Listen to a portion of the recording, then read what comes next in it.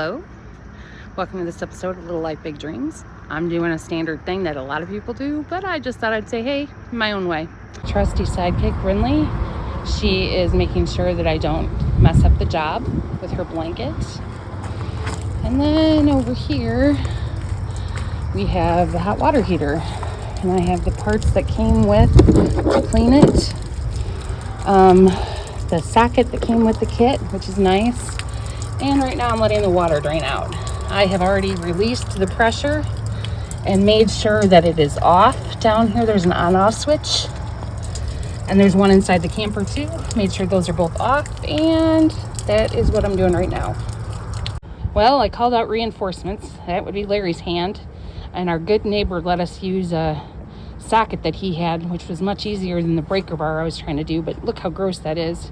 So we're going to replace it with a brand new one. And here's Mary washing out the inside of the water tank. Hot water heater.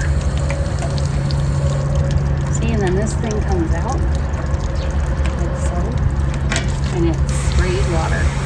As you can see, it's been a little while since. Now I'm curious, does this come off so that it's like a power sprayer?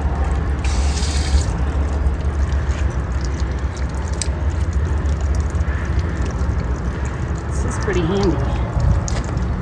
In we go.